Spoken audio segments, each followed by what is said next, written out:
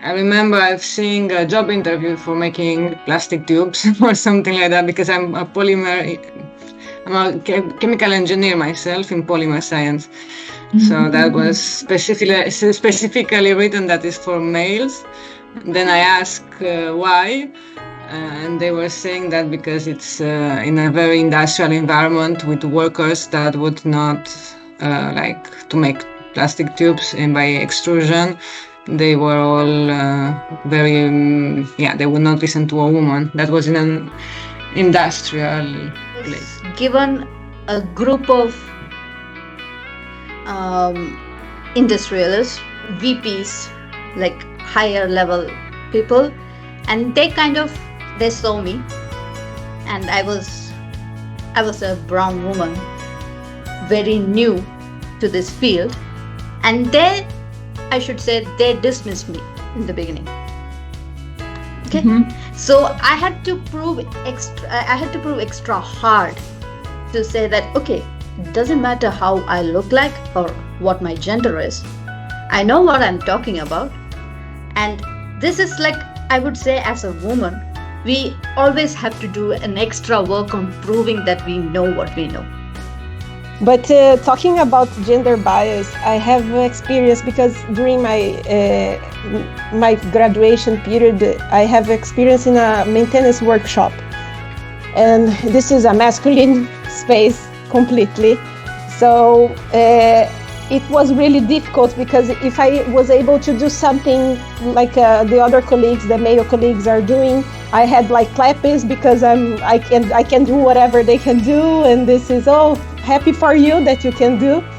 And it was it's not a hard time, because you always get lessons from it, but it was a battle each day. Like if the clothes that you're wearing, the way that you're doing, I was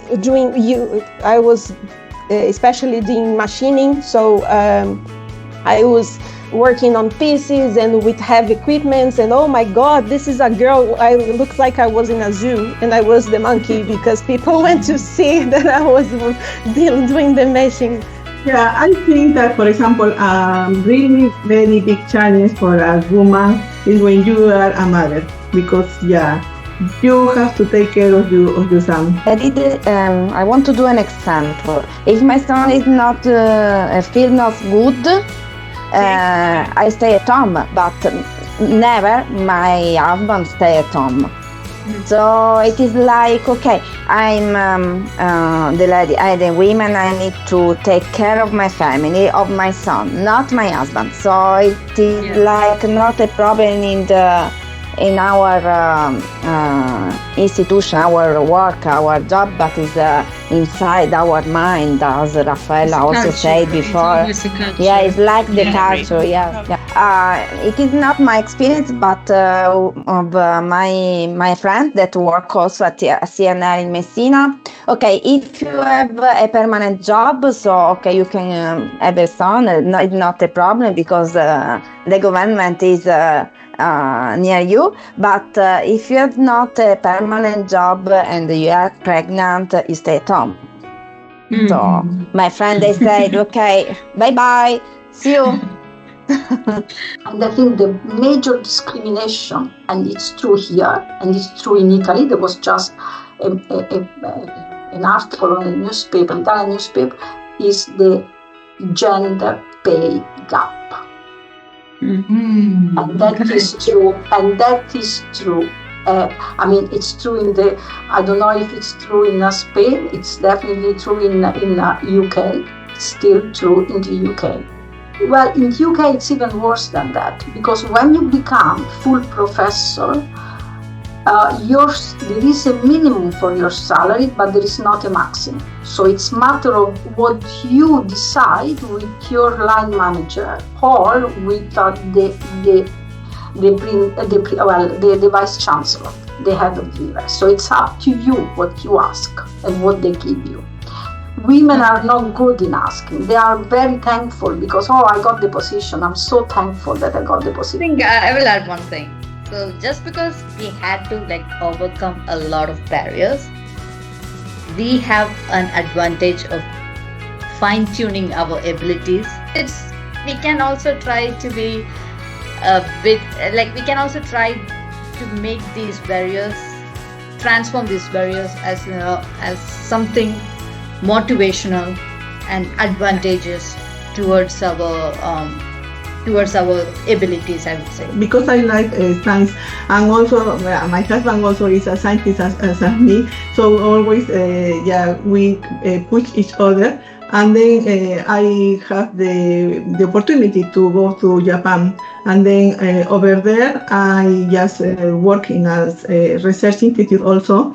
And that is the things I like from my job, because it's not only boring just to do every day the same.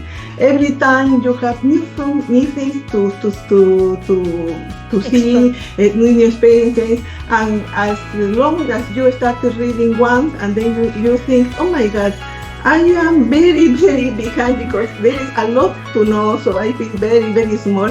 But I like this because you know that our job is it's exciting, because I am passionate about all this, because I like it's not boring. As I said, every time you learn new things and you have new challenges. My experience, I've been in many research projects until now, and by chance I was in one with more women inside, and you could feel the difference in terms of cooperation and collaboration.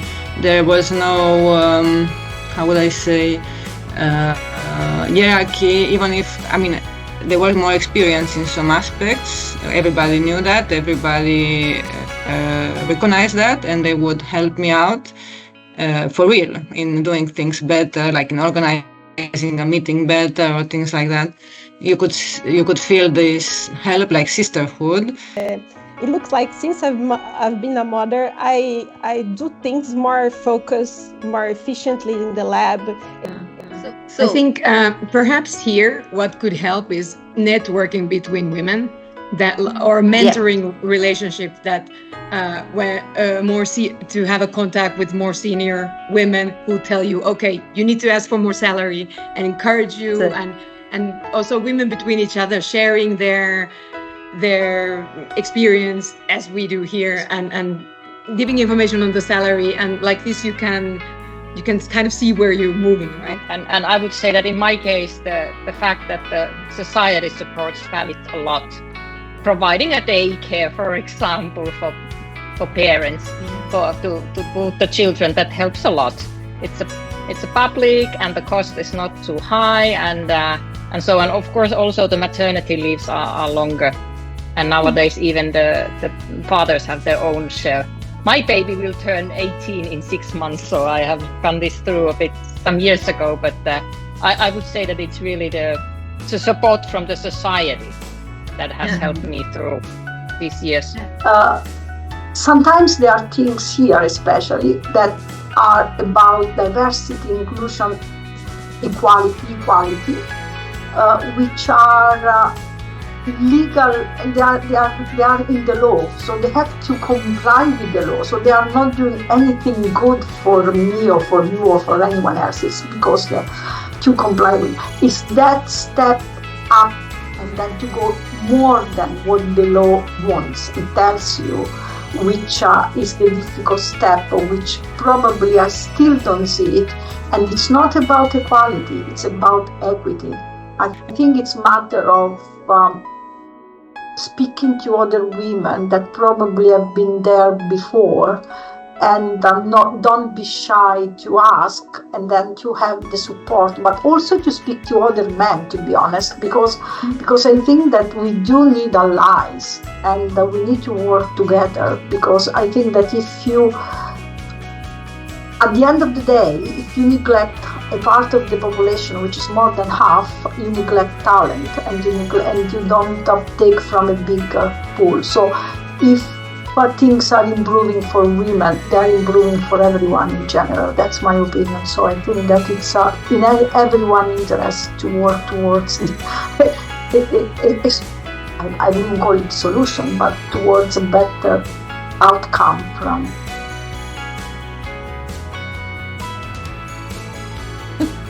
Not to be afraid. Not to be afraid. Just to try.